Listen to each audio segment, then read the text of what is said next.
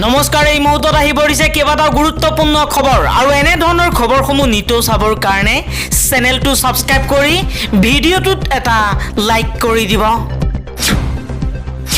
এই মুহূৰ্তত জনাইছো এটা গুৰুত্বপূৰ্ণ খবৰ। ৰাজ্যৰ শিক্ষকসকলৰ বিৰুদ্ধে সৰব হৈ পৰিছে হিমন্ত বিশ্ব শৰ্মা। ৰাজ্যৰ ৪,৯০৭ গৰাকীকৈ শিক্ষকৰ দৰমহা বন্ধ ৰখাৰ নিৰ্দেশনা। শিক্ষা হেতু এপত এটেণ্ডেন্স নাছিল শিক্ষকৰ, যাৰ বাবে ৪,৯০৭ গৰাকীকৈ শিক্ষকৰ দৰমহা বন্ধ ৰখাৰ নিৰ্দেশনা দিছে। ৰাজ্য চৰকাৰৰ সিদ্ধান্ত সন্দৰ্ভত এই মন্তব্য কৰিছে শিক্ষামন্ত্ৰী ৰণোজ পেগুৱে। অনুপস্থিতিৰ উপযুক্ত কাৰণ দেখুৱাব নোৱাৰা পৰ্যন্ত ৪,৯০৭ গৰাকীকৈ শিক্ষকৰ দৰমহা বন্ধ ৰখাৰ নিৰ্দেশনা বিদ্যালয় শিক্ষা বিভাগৰ। এই মুহূৰ্তত স্ক্ৰীনত আপোনালোকক দেখুৱাইছো কোন জিলাত কিমান শিক্ষকৰ দৰমহা বন্ধ ৰাখিছে ৰাজ্য চৰকাৰে।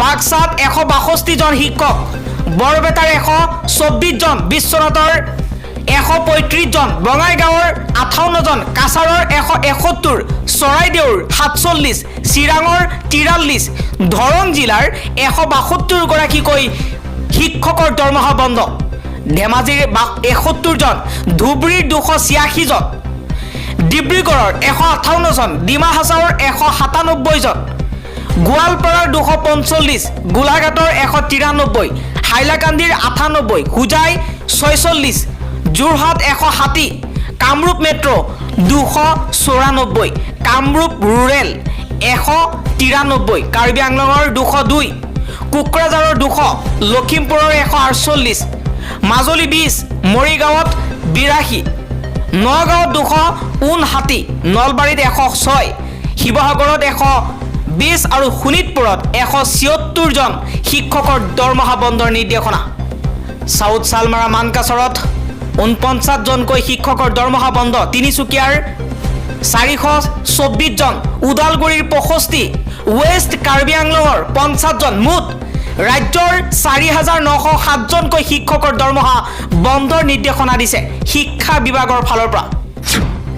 পুনৰবাৰ ইজৰাইলৰ মাটিত ২০০ ৰকেটেৰে আক্ৰমণ চলাইছে। কামাণ্ডাৰ হেৰুৱাইছে ইজৰাইলে। এফালে হামাছৰ চৰ্ত, পেলেষ্টাইনী নাগৰিকৰ ওপৰত আৰু আক্ৰমণ কৰিব নোৱাৰিব ইজৰাইলে। আনফালে মহম্মদ নাছেৰৰ নামত প্ৰতিশোধ হিজবুল্লাৰ। আৰু কিমান দিনলৈ চলি থাকিব ইজৰাইল আৰু পেলেষ্টাইনৰ মাজৰ যুদ্ধ? ইয়াৰ এক ডাঙৰ প্ৰশ্ন বৰ্তমান সময়ৰ বাবে, কাৰণ হিজবুল্লাও ইজৰাইলৰ বিৰুদ্ধে যুদ্ধ ঘোষণা কৰিছে, ইফালে হামাছেও ইজৰাইলৰ বিৰুদ্ধে যুদ্ধ ঘোষণা কৰিছে। মৰিছে সাধাৰণ নাগৰিক। ইৰাণৰ ৰাষ্ট্ৰপতিৰ হেলিকপ্টাৰ দুৰ্ঘটনাত মৃত্যু হোৱাৰ পাছত ইৰাণৰ নতুন ৰাষ্ট্ৰপতি হিচাপে নিৰ্বাচিত হৈছে মাছুদ পেজেস্কিয়ান।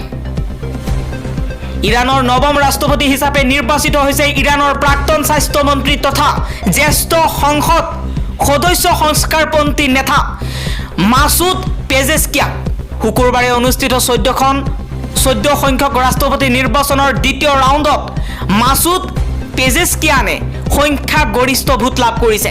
জনসাধাৰণৰ ভোটত নিৰ্বাচিত হোৱা পেজেস্কিয়ানে লাভ কৰিছে ১,৬৩,৮৪,৪০৩টা ভোট। আনহাতে প্ৰাক্তন মুখ্য পাৰমাণৱিক আলোচনাপন্থী ছাইদ জলিলিয়ে লাভ কৰিছে ১,৩৮,১৩,১৭৯টা ভোট। ১৯৫৪ চনত জন্মগ্ৰহণ কৰা নৱনিৰ্বাচিত ৰাষ্ট্ৰপতি পেজেস্কিয়ানৰ হাৰ্ট চাৰ্জাৰীৰ বিশেষজ্ঞ ডিগ্ৰী আছে। তেওঁ ২০০১ চনৰ পৰা ২০০৫ চনলৈকে ইৰাণৰ স্বাস্থ্যমন্ত্ৰী হিচাপে কাৰ্যনিৰ্বাহ কৰিছিল। অসমৰ বান পৰিস্থিতি উদ্বেগজনক। ৰাজ্যৰ ৩০খন জিলাত ক্ষতিগ্ৰস্ত হৈছে প্ৰায় ২৪,৫০,০০০কৈ লোক। বিভিন্ন প্ৰান্তত প্ৰধান নদীসমূহ বিপদৰ সীমাৰ ওপৰেৰে বৈ আছে। চলিত বৰ্ষৰ বানত এতিয়ালৈকে ৫২ জন লোকৰ মৃত্যু হোৱাৰ লগতে ভূমিস্খলন আৰু ধুমুহাৰ ফলত আন ১২ জনকৈ লোকে প্ৰাণ হেৰুৱাইছে।